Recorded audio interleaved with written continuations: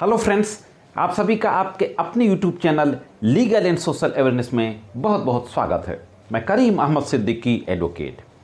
दोस्तों, मेरे कई सब्सक्राइबर्स के द्वारा एक सवाल अक्सर पूछा जाता है कि पॉक्सो एक्ट के मामले में यदि पीड़िता का आरोपी के साथ समझौता हो गया है, सेटलमेंट हो गया है, तो क्या पॉक्सो एक्ट की कार्रवाई को समाप्त किया जा सकता है।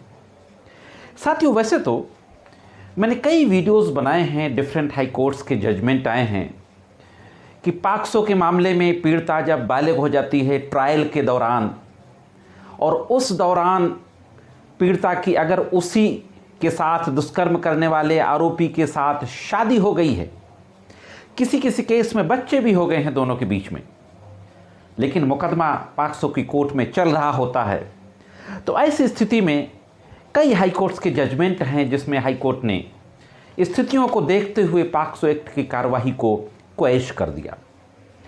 लेकिन यहाँ पर शादी की बात नहीं है, यहाँ पे सिर्फ समझौते की बात है। इसी तरीके के एक मामले में इलाहाबाद हाई कोर्ट के द्वारा एक महत्वपूर्ण जजमेंट दिया गया है। आज के इस एपिसोड में इलाहाबाद हाई कोर्ट के उसी जजमेंट के बारे में बातचीत करने जा रहा हूँ।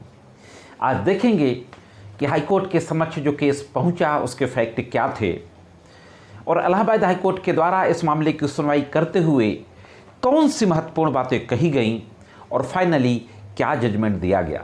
तो दोस्तों, बहुत महत्वपूर्ण जानकारी है, इसलिए जुड़े रहे आखिरी तक। देखते हैं कि पूरा मामला क्या था। साथियों, एक FIR पंजीकृत होती है सेक्शन 376, 313 और पॉक्सो एक्ट में। दुष्कर्म का मामला था और FIR पंजीकृत करते हुए एक आरोप लगाया जाता है कि 15 साल की बेटी के साथ 3 साल तक यौन उत्पीड़न उसका किया जाता रहा। FIR के बाद विवेचना होती है, विवेचना के बाद चार्जशीट आती है और चार्जशीट आने के बाद ट्रायल के लिए विचारणा न्यायालय के द्वारा आरोपी को तलब किया जाता है, सम्मन जारी किया जाता है। उसी समय आरोपी के द्वारा इलाहाबाद हाईकोर्ट के समक्ष 482 CRPC में एक याचिका दाखिल कर दी जाती है और यह कहा जाता है कि चूंकि पीड़िता और आरोपी के बीच इस मामले में सेटलमेंट हो गया है, समझौता हो गया है, इसलिए इस मामले की प्रोसीडिंग को क्वैश कर दिया जाए। जो स्टेट काउंसिल होते हैं हाईकोर्ट में, स्टेट काउंसिल के द्वारा इस मामले का अपोज किया जाता है और विरोध करते हुए कहा जाता है कि क्योंकि नाबालिग पीड़िता के साथ दुष्कर्म करने का आरोप है, 3 साल तक दुष्कर्म करता रहा, ऐसी स्थिति में इस मामले की कार्रवाई समझौते के आधार पर समाप्त नहीं की जा सकती और आरोपी के द्वारा जो याचिका दाखिल की गई थी उसको निरस्त करने की प्रेयर की जाती है स्टेट काउंसिल के द्वारा। अब दोस्तों, इस मामले में देखते हैं कि कोर्ट के द्वारा क्या कहा जाता है और सुप्रीम कोर्ट के एक महत्वपूर्ण केस लॉ का भी हवाला दिया जाता है। तो फाइनली देखते हैं कि सुप्रीम कोर्ट ने क्या कहा और क्या आदेश पारित किया गया। साथियों, ऑनरेबल इलाहाबाद हाई कोर्ट की सिंगल न्यायमूर्ति के बेंच के द्वारा सुप्रीम कोर्ट के एक केस का हवाला देते हुए कहा जाता है, केस था नरेंद्र सिंह बनाम पंजाब राज्य, 2014 का मामला था। इस मामले का हवाला देते हुए कहा जाता है कि भ्रष्टाचार निवारण अधिनियम जैसे विशेष कानून समझौते के तहत रद्द नहीं किए जा सकते। एंटी करप्शन एक्ट का मामला था जिसमें जजमेंट आया था, लेकिन जो हाईकोर्ट ने पकड़ा वो स्पेशल एक्ट को पकड़ा। एंटी करप्शन एक्ट भी स्पेशल एक्ट है और पॉक्सो एक्ट भी स्पेशल एक्ट है। तो हाईकोर्ट की बेंच के द्वारा कहा गया कि सुप्रीम कोर्ट ने इस मामले में कहा कि समझौते के बेसिस पर विशेष कानूनों के तहत जो अपराध दर्ज होते हैं उनकी कार्रवाई को समाप्त नहीं किया जा सकता। केवल पीड़ित और अपराध के बीच समझौते के आधार पर अभियोजन को रद्द नहीं किया जा सकता। आगे कहा जाता है कि इस मामले में अभियुक्ता की सहमति भले ही हो केस को खत्म करने के लिए, यानी पीड़िता की सहमति भले ही केस को खत्म करने के लिए हो, उसने समझौता कर लिया हो, लेकिन पॉक्सो एक्ट के केस को खत्म करने के लिए यह समझौता काफी नहीं है। ये एक महिला के खिलाफ अपराध है और महिला की गरिमा को का सम्मान करना ये अदालत को देखना है।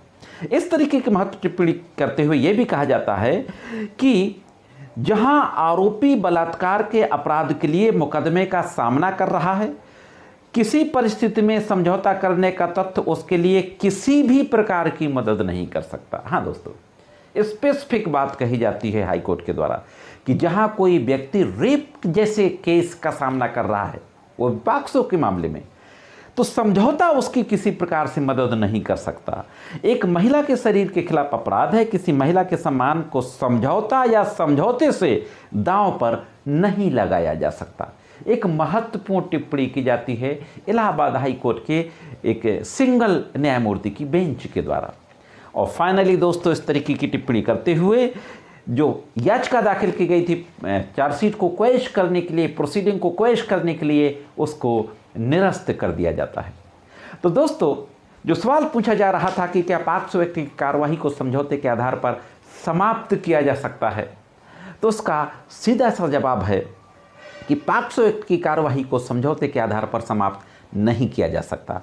चाहे पॉक्सो एक्ट हो या किसी दुष्कर्म का मामला हो, इन कानूनों के खिलाफ अगर कोई अपराध पंजीकृत हुआ है और ट्रायल शुरू हुआ है, ट्रायल के दौरान अगर पक्षकारों ने समझौता भी कर लिया है, तब भी हाई कोर्ट को, ट्रायल कोर्ट में तो समझौता होता ही नहीं क्योंकि कंपाउंडेबल ऑफेंस नहीं है, लेकिन हाई कोर्ट के द्वारा भी कंप्रोमाइज के बेसिस पर कार्रवाई को क्वेश नहीं किया जा सकता। यह थी दोस्तों एक महत्वपूर्ण जानकारी कैसी लगी कमेंट्स करके ज़रूर बताएं। इस जजमेंट से आप कहां तक सहमत हैं यह भी कमेंट्स करके ज़रूर बताएं। और अगर आप चैनल में नए हो, वीडियो को पहली बार देख रहे हो, अभी तक आपने चैनल को सब्सक्राइब ना किया हो, तो मेरे चैनल को सब्सक्राइब करके बेल बटन को हिट करके ऑल पे सेट कर दें। और मेरे द्वारा जो ये कानून की जानकारियाँ दी जाती हैं आपको अच्छी लगती हो तो वीडियो को लाइक और शेयर करते रहा करें। आज के इस एपिसोड में सिर्फ इतना ही। मिलते हैं किसी अन्य एपिसोड में कानून की कुछ अन्य जानकारियों के साथ। तब तक देखते रहें लीगल एंड सोशल अवेयरनेस।